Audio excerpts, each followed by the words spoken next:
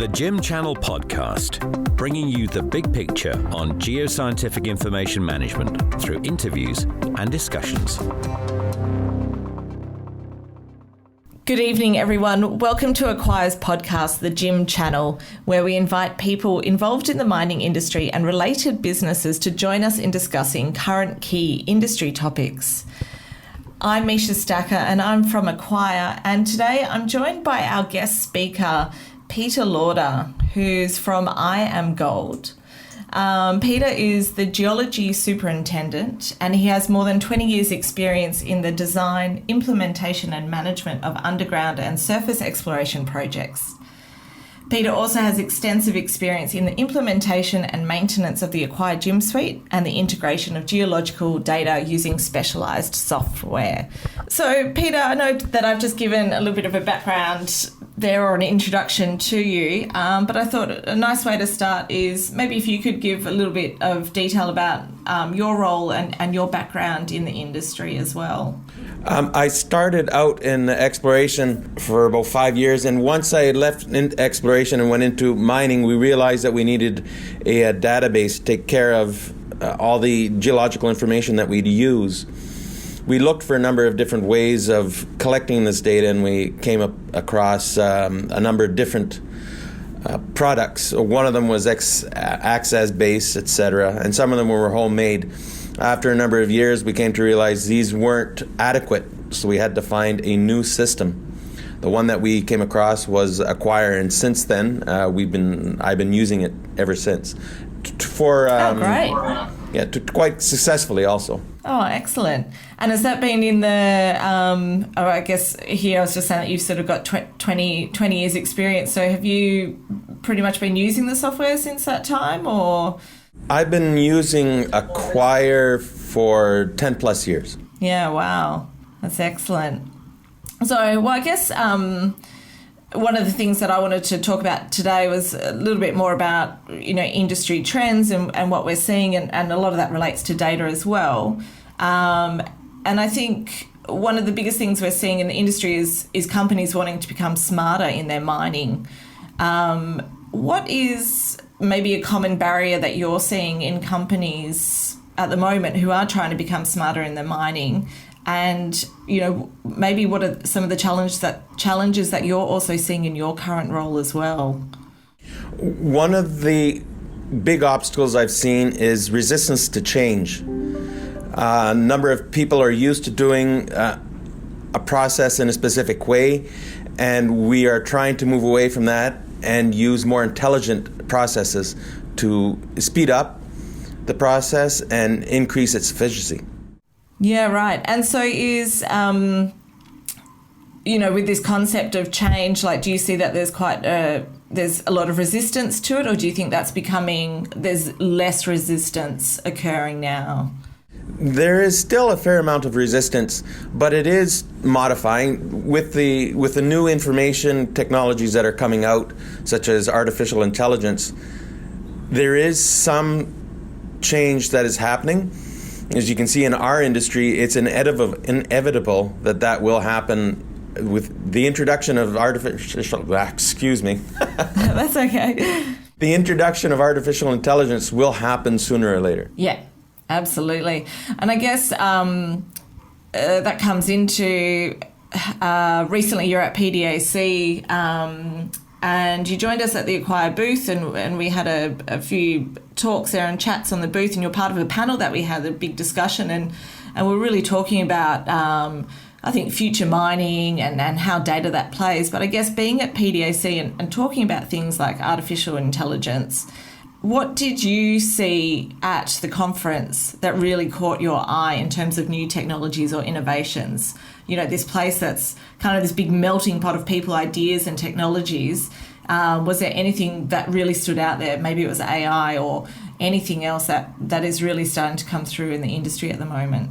One thing that I noticed on a personal note was a number of people and companies that are starting to introduce artificial intelligence and machine learning into their processes. It seems to me that it's an increasing product availability that we can look at as companies nowadays. Yeah, it seems like a really really exciting kind of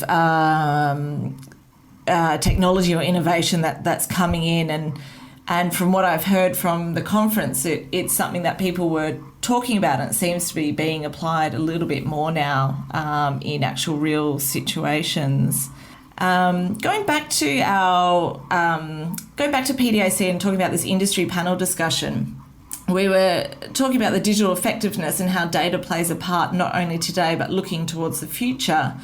So focusing back on the data, so one of our favourite topics here at Acquire, and with the industry's shift towards digital effectiveness and smart mining expected to continue to be an ongoing trend, how important is data amongst all of this? We are very much a data-driven industry. We collect so much data with our logging, our mapping, that we have to put it somewhere. And we collect so much data that sometimes it's hard to decide which is useful and which is not. With that in mind, we have to be able to organize the data so that we can decide which is good or not. And having a way of doing that is one through the Acquire database or a database similar to that we can use to look at the data and organize it properly. But it's definitely a question of what data that we use and what data do we keep. Also thinking into the future what is necessary. Yeah, absolutely. And I think we're seeing as in the industry as it is, there's data coming from so many different sources at the moment. And that is the biggest challenge. You know, how is that used effectively? How are the right decisions being made from it? You know, there's no point collecting it all, but then where does it? What do we do with it, basically? So it is such a big thing. Talking about digital effectiveness, there was a industry report that came out recently. I think it was by Ernst & Young. Now talking about the top 10 risks in mining this year, and digital effectiveness was one of the key risks that they identified, and they see it as key to businesses gaining a competitive advantage as we're approaching this era of digital disruption. Do you think, and maybe from what you saw at PDAC, do you think mineral exploration companies are taking digital effectiveness seriously? I think they are. They're coming into their own now, in that they're actually seeing the benefits of what could possibly be done. There are mining companies that are currently using this technology to increase their effectiveness. Specifically in a mine, there's data coming from underground, from surface, from various sources, and it's very hard to control unless you have a system that can control it. Digital effectiveness is a very important part of the mining industry, in that there is information coming from various sources, from underground, from equipment, and we need to be able to bring that information together and use it properly so we can effectively use the information to coordinate our production. I guess it's like what we're looking at is, when we move into that digital era, you know, there's ways of disruption occurring, and you know, if we can streamline our processes around new digital tools and ways of approaching business, it's a way of, you know, really streamlining the operations. Well, that's right. It's a way of trying to get all the data from different sources into one complete package, where everybody can pull data out that they need to be effective. And a lot quicker as well. We've been talking about digital disruption, where we're going, the digital mine and that sort of thing. So last sort of question here, a bit of an out there question for you, looking down to the future. Where do you see the industry in say 5 years' time? Do you think there'll be big changes? Do you think it's still just going to be cautiously approaching these new technologies? I find that the mining moves fairly slowly. Changes happen slowly in mining. I think it'll be a similar outlook that we have now. There will be more impact of artificial intelligence and machine learning for sure, but it will still be fairly low level, I think.